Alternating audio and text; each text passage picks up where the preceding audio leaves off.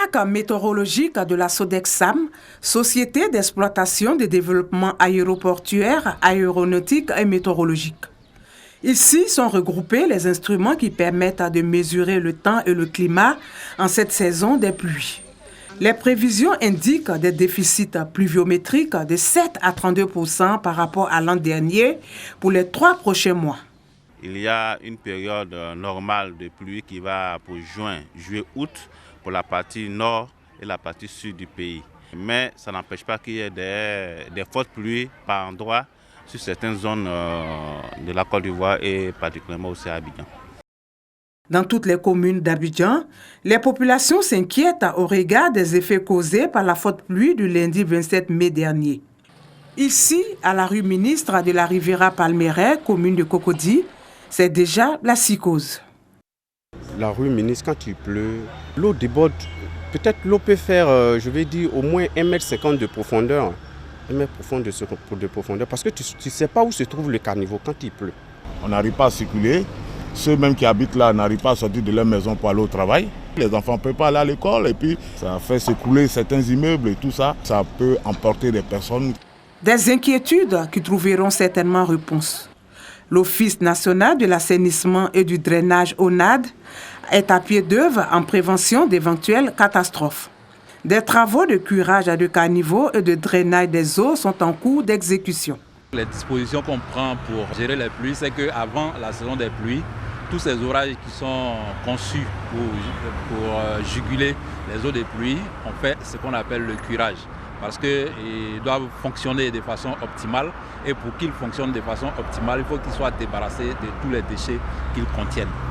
Les initiatives se multiplient pour éviter des drames ou des catastrophes.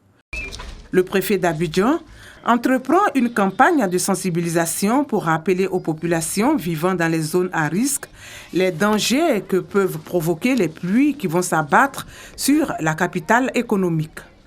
Ici, à Boribana, dans la commune d'Atekoubé, il échange avec les populations.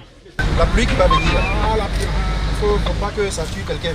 Quand vous avez une jolie mosquée, quand ça va chauffer, si on dit quitter parce qu'il y a la pluie, il faut quitter. Un moment d'information et de sensibilisation qui sonne comme une alerte. On sait que des inondations par le passé ont causé des morts ici, à cause de la nature du sol, à cause de la proximité de l'eau, à cause des conditions d'urbanisation et des conditions hygiéniques. Et deuxièmement, parce que ces personnes, en raison de l'avancée du pont que vous voyez, pour beaucoup d'entre elles, à 90% pour cette zone, sont déjà indemnisées et doivent partir. Ce que nous demandons ici aux populations, c'est que s'il y a des alertes météo, s'il y a des messages de la mairie, de l'ONPC, de la police, de la gendarmerie, il faut qu'elles suivent ces messages. Le combat des autorités administratives trouve son prolongement dans les communes pour le même objectif. La libération des zones inondables, le déguerpissement des sites à risque et l'exhortation des populations vivant sur les flancs de collines. Ici, nous avons une quinzaine de zones à risque, dont Boribana fait partie. Donc, on travaille en collaboration avec les chefs des quartiers, avec les présidents de CGQ, avec les leaders d'opinion, tout ce monde-là. Comité de gestion des quartiers, c'est l'émanation de la mairie. Voilà, c'est un élément de la mairie. Donc, avec tout ce monde-là ensemble, nous travaillons sur le terrain pour permettre à nos parents qui sont dans les zones à risque à libérer ces zones-là, pour ne pas qu'il y ait des dégâts encore comme les années passées. Là, vous êtes sur le site de 9 kg. Ils ont commencé à dégager. Il y a un bassin de rétention qui doit se faire. Il y a un autre site derrière le camp d'Akwedo.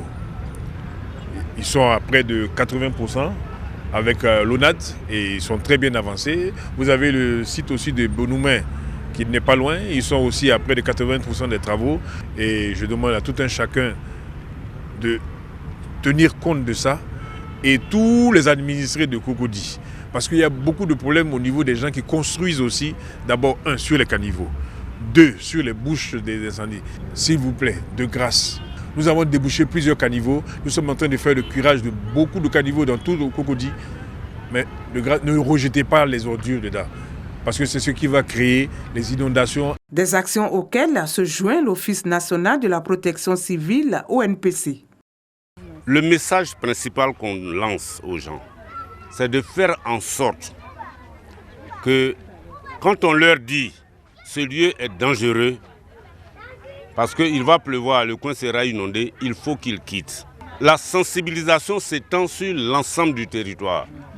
Selon la Confédération générale des entreprises de Côte d'Ivoire, les pertes et dommages causés par les inondations de juin 2018 à Abidjan sont estimés à près de 18 milliards de francs CFA et la réparation des préjudices à environ 200 milliards de francs CFA.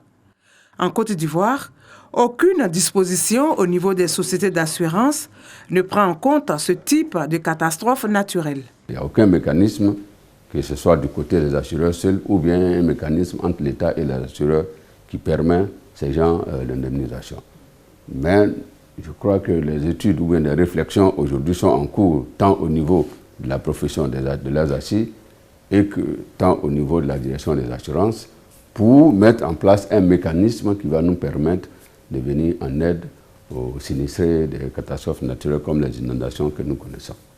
La saison des pluies 2019 a déjà enregistré de fortes quantités de pluie qui ont causé des pertes en vie humaine et de nombreux dégâts matériels. C'est pourquoi l'Office national de la protection civile invite les populations à libérer les emprises d'eau et éviter les constructions sur les sites à risque.